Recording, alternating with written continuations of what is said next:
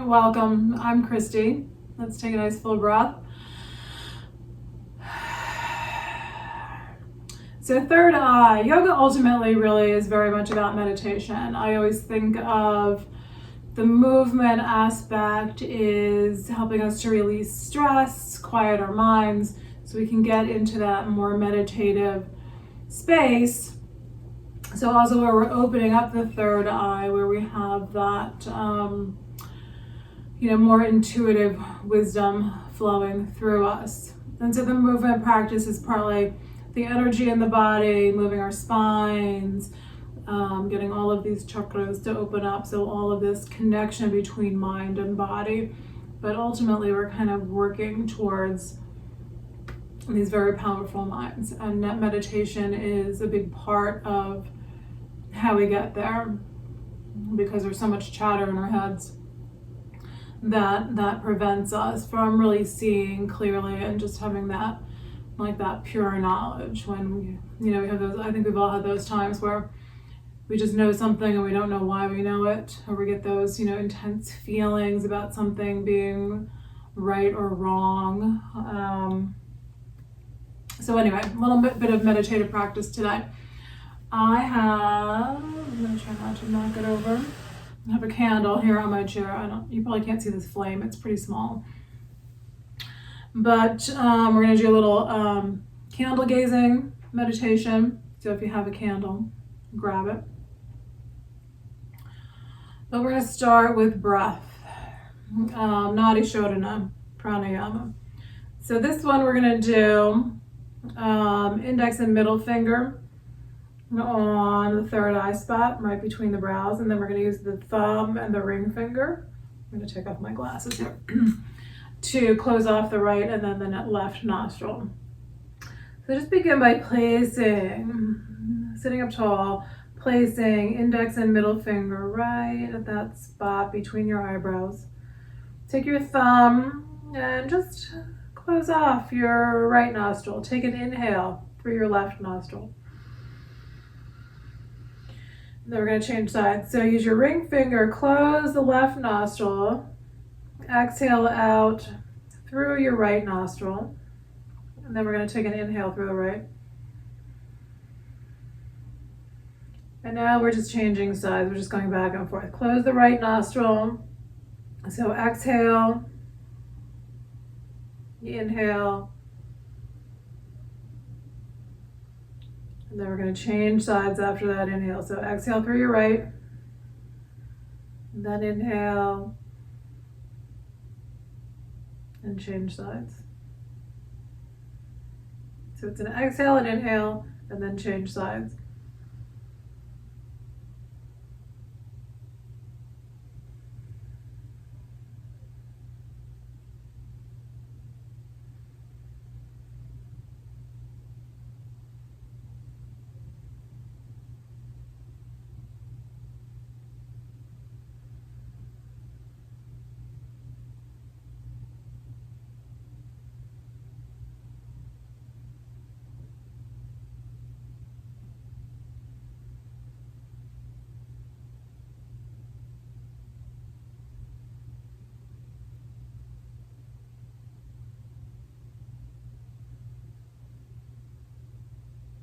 All right, so hopefully you've got that pattern down. And now you want to just start to pay attention to the sensation at the third eye. So just feeling those fingers pressing up the third eye, and starting to have that consciousness of the third eye as you breathe.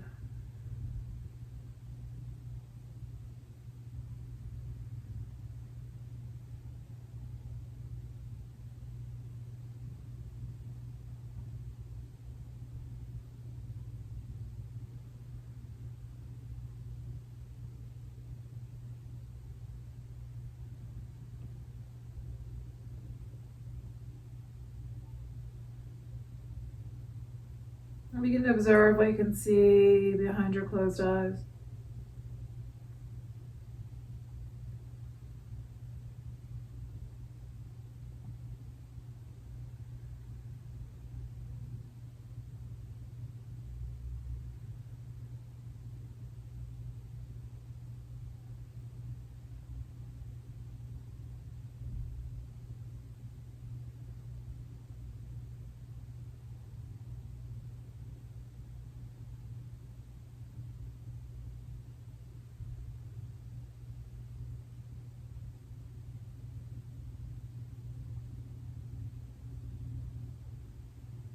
And the next time you get to a left exhale, you're going to let the breath go.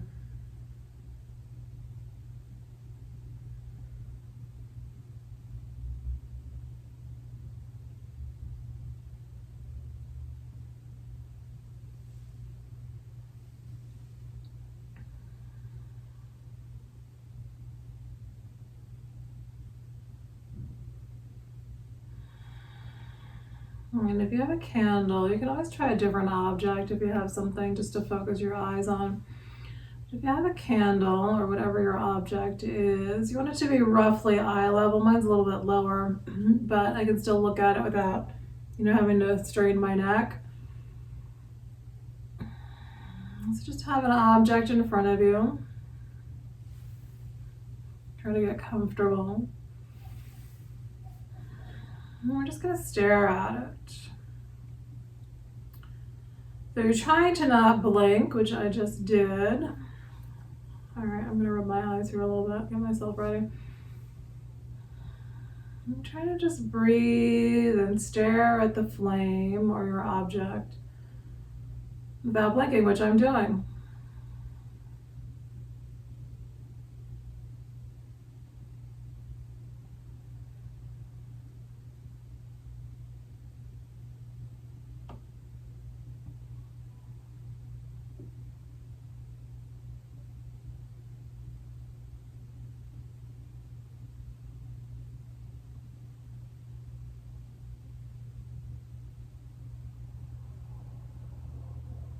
And so you're trying to just keep staring at it.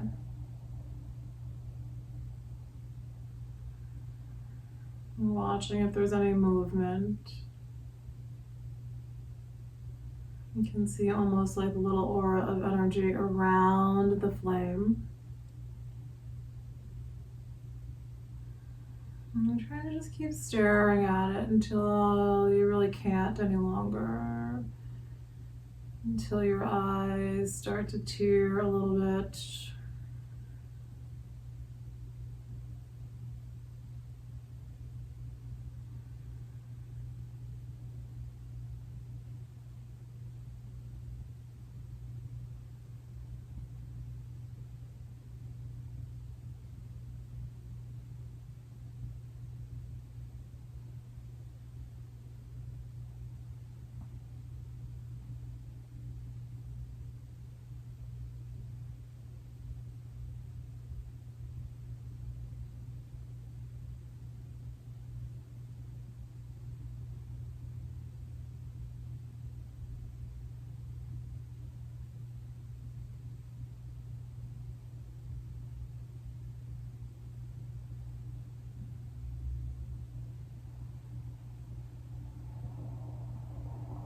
And once that flame starts to get a little maybe fuzzy, a little blurry, your eyes begin to tear a little bit, I'm going to close your eyes and try to hold that image of the flame in your mind's eye.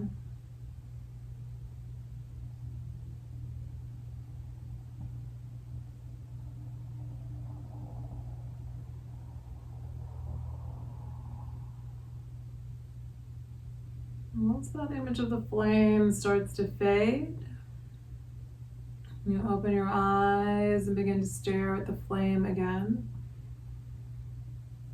Breathing, trying not to blink.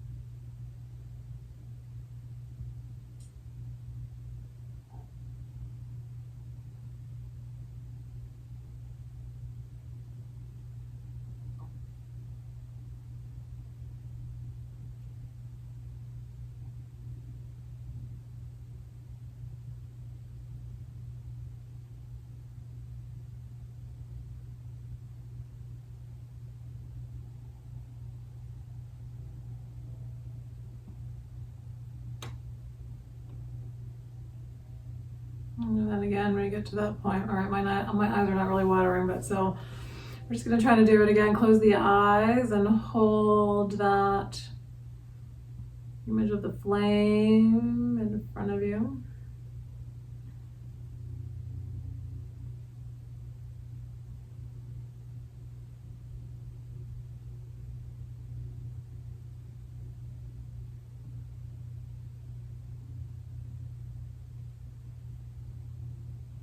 And once that image fades, you open your eyes again. So 2 or 3 times of just gazing at the candle.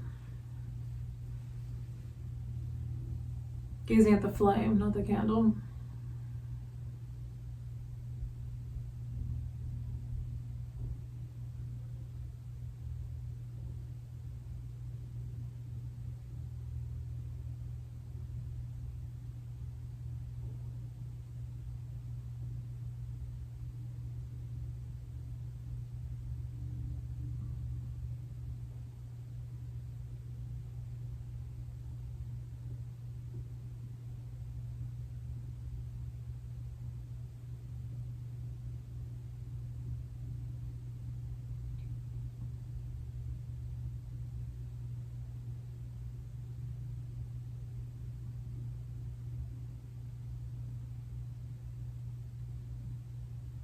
And then again, just closing the eyes, trying to hold that image of the flame.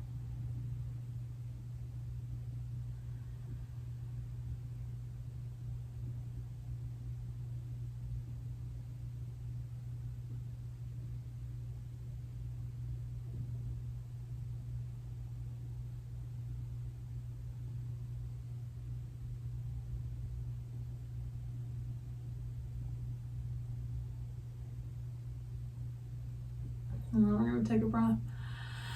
And I'm going to blow out my candle. So, for me, when I closed my eyes, I think partly because I'm facing my sliding glass door, so there's a lot of light coming in to my eyes. When I closed my eyes, what I could really see was the shape of my candle holder and the candle within. And then like this, almost, like you would have that pattern of the sun through a window. You could see almost like this square shape that was bright, and then just sort of the shape of that candle holder and the candle inside. I couldn't actually see the flame. It was like what I could see was so bright that the image of the flame I couldn't see with my eyes closed. And so I don't think it's so important that you really see the flame. I think the whole process is training the mind and training our eyes. So the first time, in the first round, my eyes were, first I thought they were blinking, but then I realized some of it was just the eyes kind of jerking around. I'm not really sure exactly what that means. If that's partly just a mental thing, having control, or if it's something with my eyes. But I think it's more, again, it's just this process. It gives us something to focus on, to help quiet our minds and to train them, and just to focus instead of being, bouncing around with so many different thoughts in our heads. If you enjoy it, it's a good one to practice, daily, a couple times a week, see what works for you. The problem with a lot of these things is that we can get obsessive. We can get obsessive about, any of our yoga practices. So we want to, again, have this consciousness, and this is what we're working on with the third eye, the consciousness of our obsessions, our patterns of behavior, what's really beneficial for us, what really helps to bring us peacefulness, and what it just becomes, more obsessive. And anything that's obsessive is, an agitation of the mind, and we're trying to get to this quiet place in our mind where we have control over our minds. Long process, lots of practice and observation of our natural patterns. All right, so here we go. Let's come out onto hands and knees.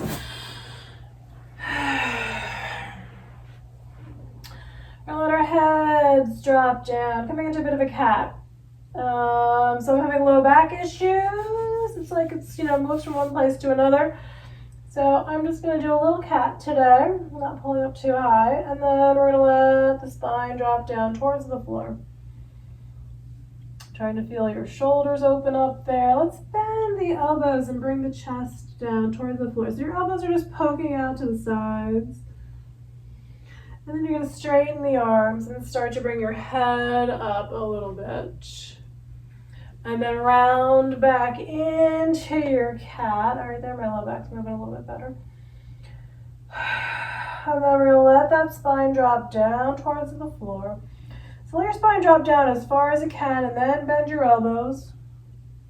Let your head and your chest come down a little bit lower.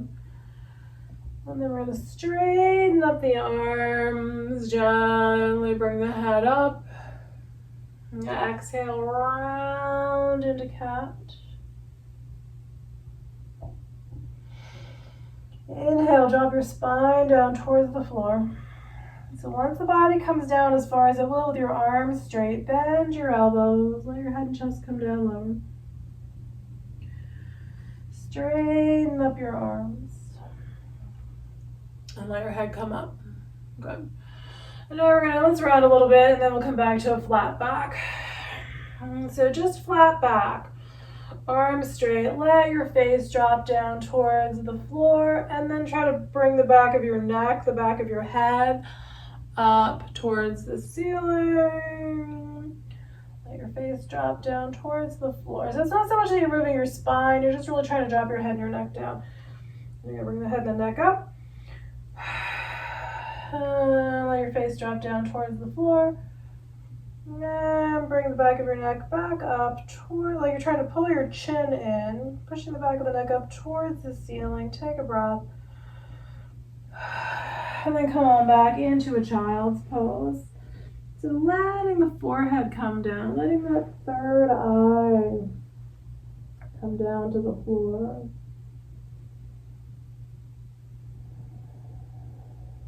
Let your back lengthen with your breath.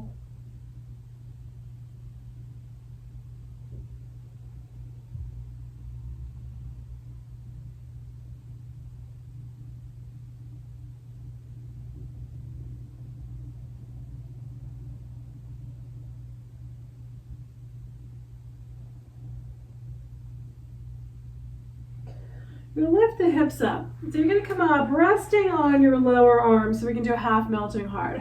So full melting heart is both arms are kind of shifting forward, your chin's coming down, trying to drop your chest down. So that one's pretty intense. So we're going to try half. We're going to bring your right arm forward. Turn your head to the left. You're trying to drop that right side. Your right armpit, there's a good spot here. Your right armpit and the right side of your chest towards the floor. Your arm may need to shift a little bit out to the side. Pay attention to how your shoulder is.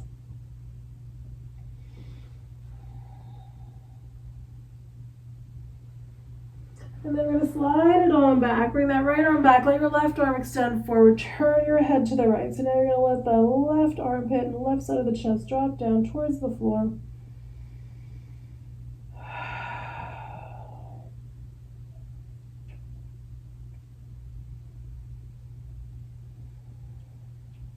And then we're going to slide that arm back.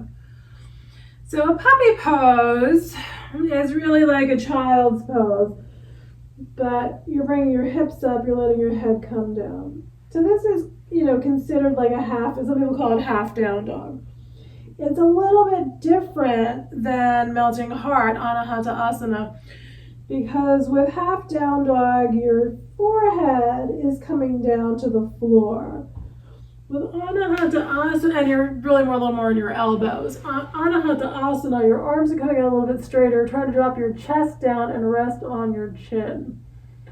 So that's the full melting heart rather than the half. You've got both arms forward. So that can be really difficult, especially I think dropping your chin down onto the mat. All right, so if you're there, come on back.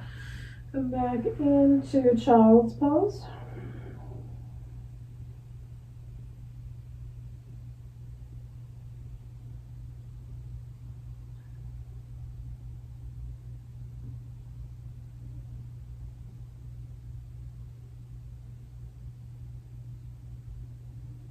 We're just gonna try to we're gonna try to hold child's pose for several breaths here. Take your knees wider if it's not comfortable, or come up into that half down dog, that puppy pose.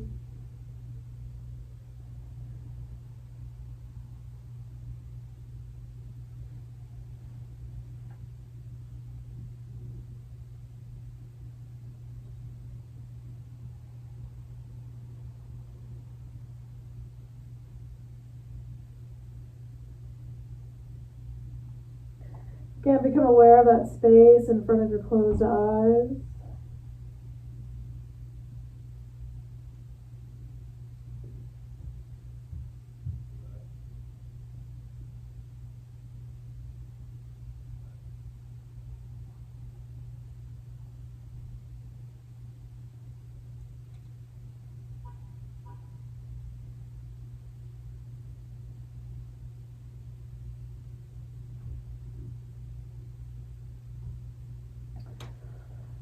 Slowly come back up onto hands and knees. We're going to bring the bottoms of the toes onto the floor so we can stretch our feet.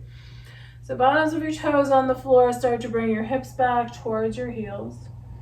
Paying attention to how your feet are. If you can come all the way back, you're going to come up and sit on your heels.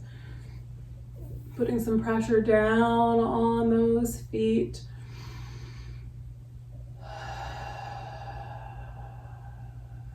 So everything, we're just trying to be quiet and conscious of how that is today. Feeling that shift of energy in your feet. And then we're going to come back to hands and knees. We're going to bring the tops of the toes onto the mat. And we're just going to push the hips back again. Just a little pressure, not coming all the way up onto the heels here. Just a little pressure on the toes. And then we're going to release.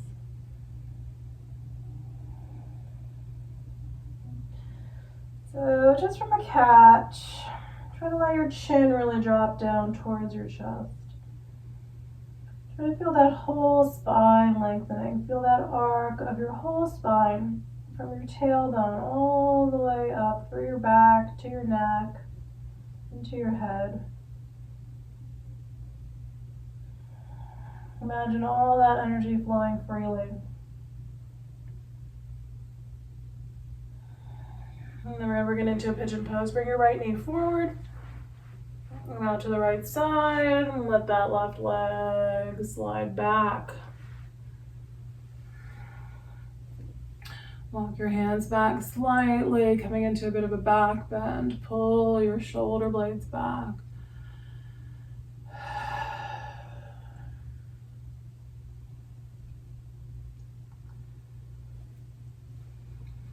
And then just gently come on down onto lower arms.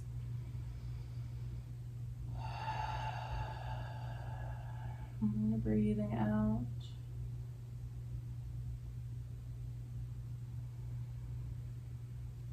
Om is the seed sound of Ajna Chakra, the third eye chakra. So imagine that vibration of Om and how sound energy can shift, how vibration can shift things. And see if you can feel that vibration of Om through wherever it's tight, in your hip, in your leg. Just try to imagine that vibration of Om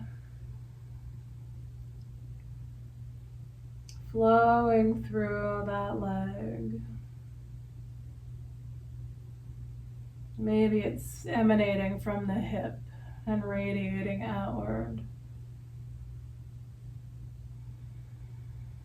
And bringing balance into that hip and leg.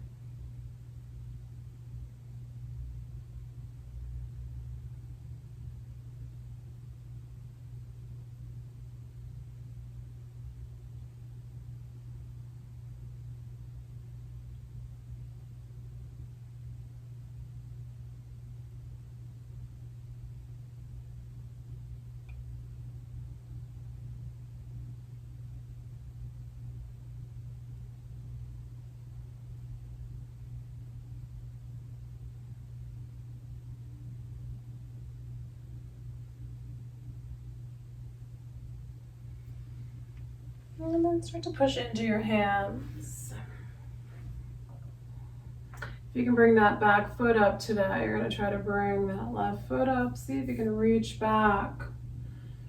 So you can be either hand. When the hips are tight, it can be a little bit of a balancing act. So sometimes reaching back with the opposite hand, so in this case, reaching back with your right hand for your left foot, sometimes will help you be a little steadier in the pose if you're feeling like you're falling over, reaching back with the hand on the same side.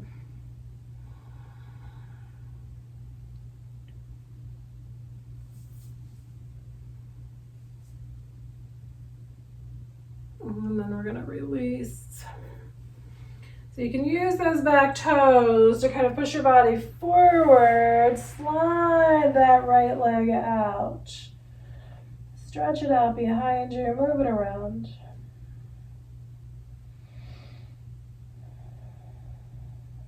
Just observe how that leg feels.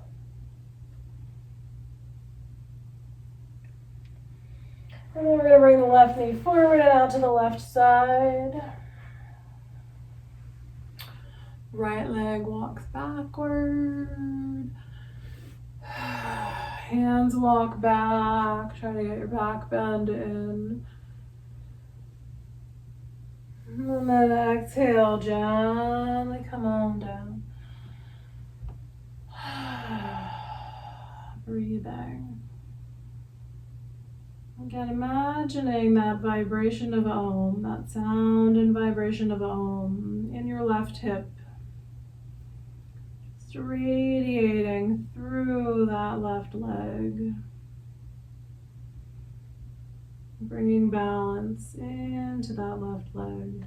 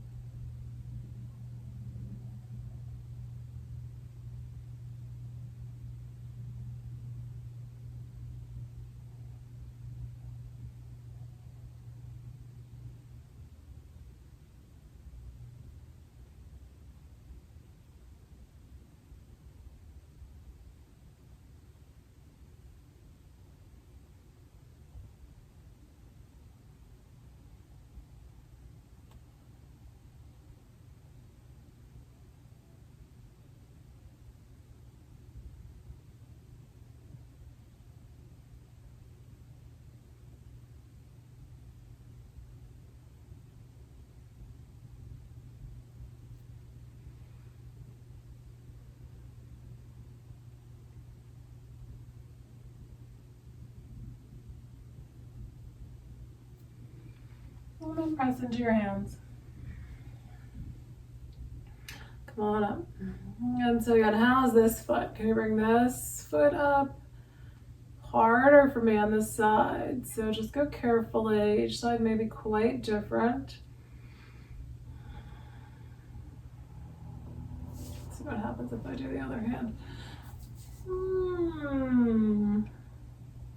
Yeah, interesting. So it's always fascinating how things shift, just by changing the positioning of your body a little bit.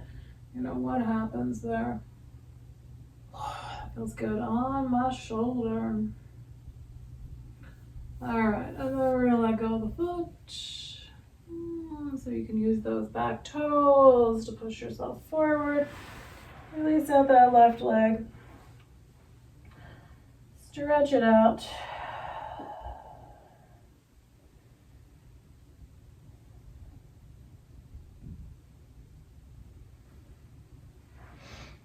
And then back into child's pose. Your arms like that in front of you.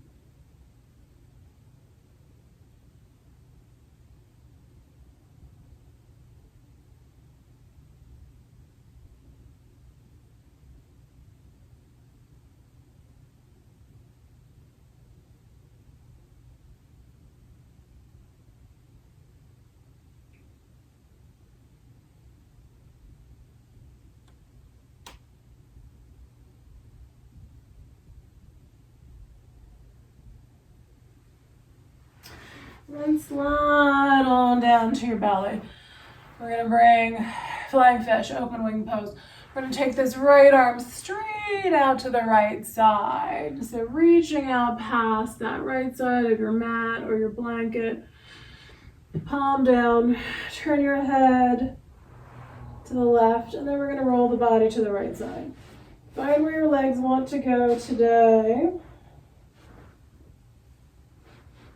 Are they going to stay straight? That top one coming back farther. You're going to bring that foot onto the floor. And then where is this front arm going? Can reach in any direction. So you can play around and try to find where does it feel best.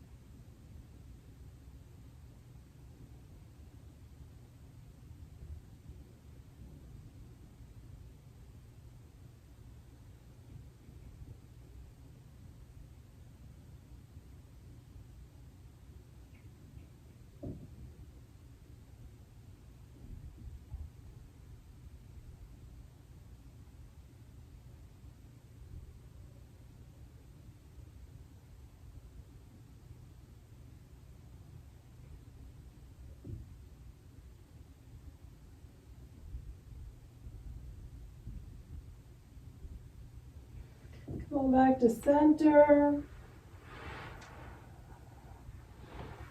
We're just going to take it to the other side. Extend your left arm out. Turn your head to the right. Roll your body towards that left arm. Find where your legs and that front arm want to go.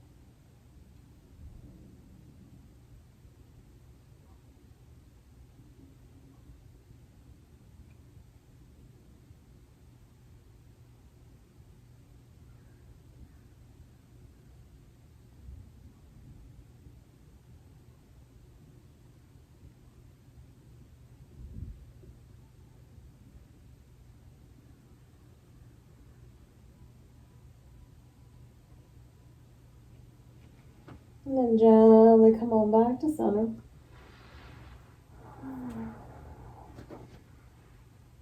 Push into a little cobra pose. Just hands flat on the floor below your shoulders. Push up, chest forward, shoulder blades back.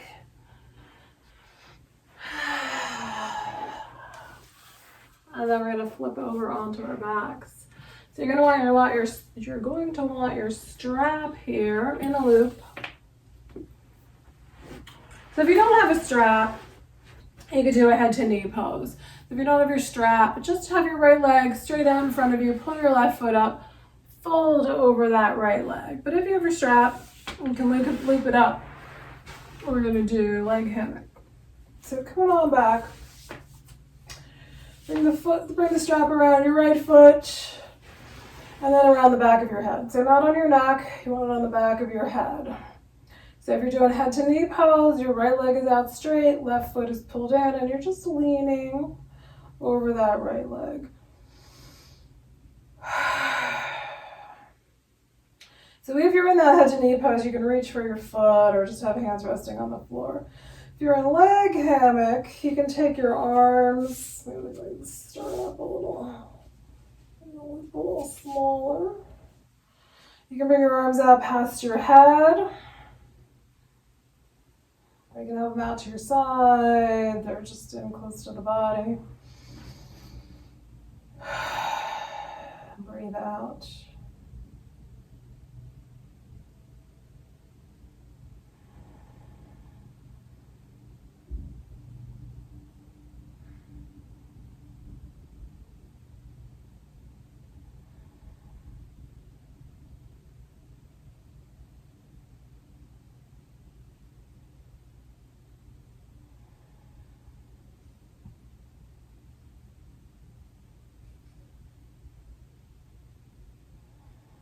And then we're going to change sides.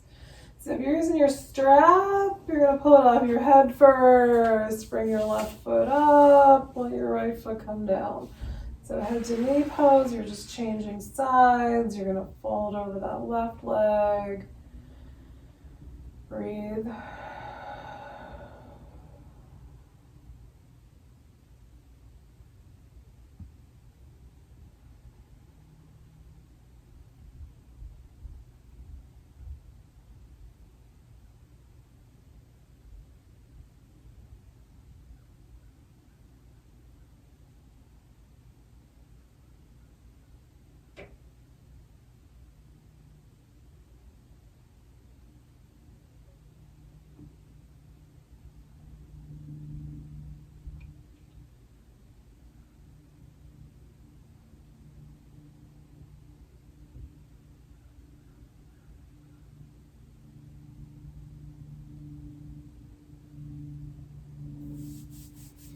All right, and then we're going to let this side go.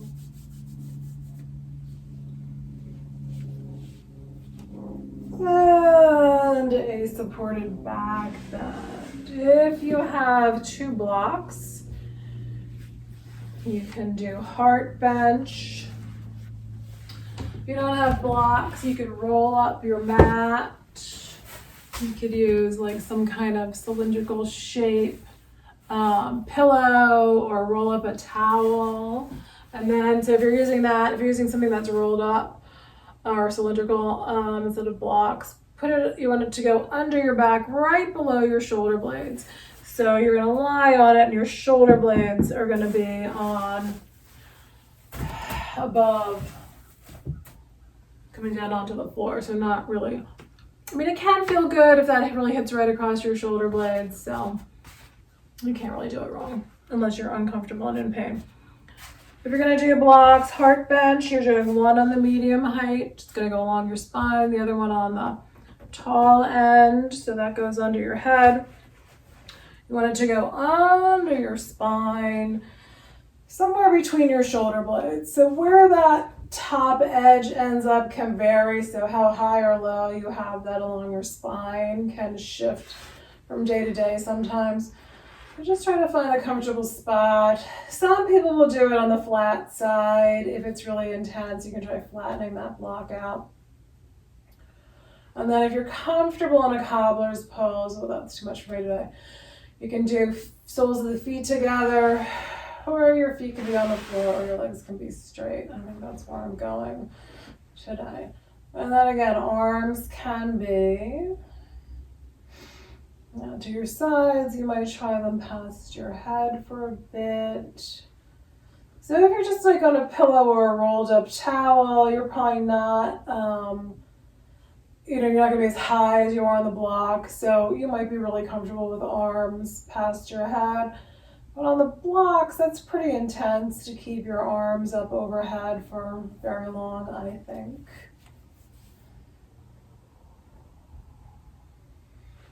And then breathe.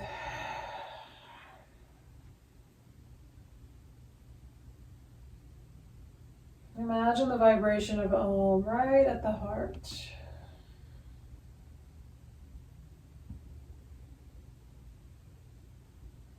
And just radiating up and down along the spine.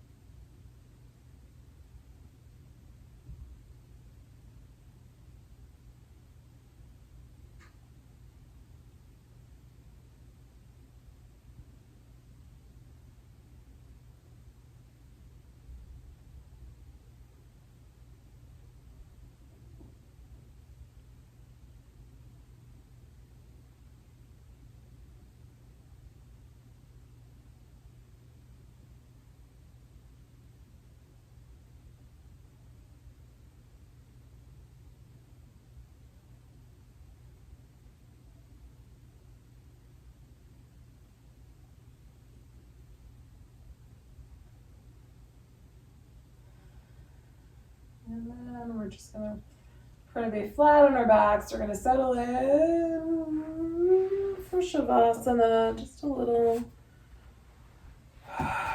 bit of stillness.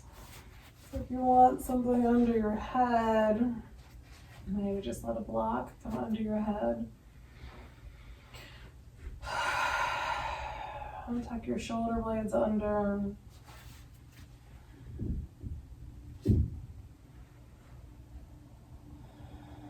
And feel your breath. And imagine the vibration of Om right at your third eye.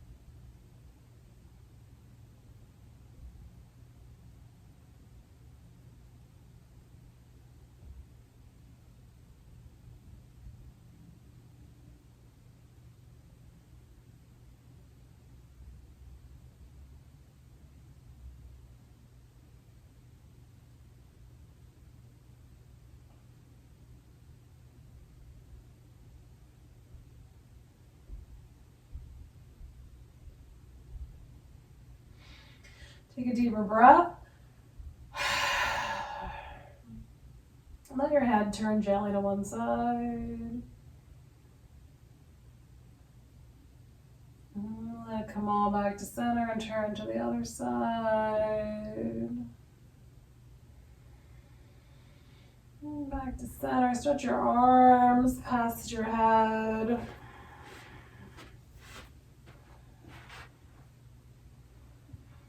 Walk your feet up onto the floor and just kind of rock. So like you're bringing your lower body over a little bit. And then let's bring the legs all the way over to one side into a twist. And then we'll take them all the way over to the other side for a twist.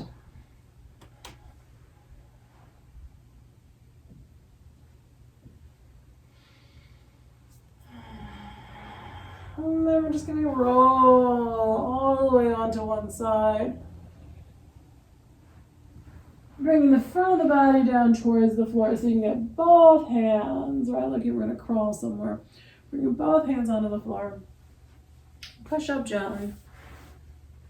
Come on up.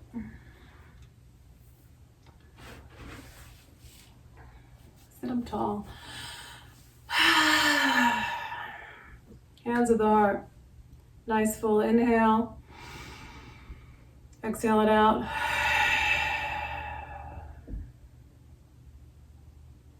Thank you for being here and sharing in this practice today. Namaste.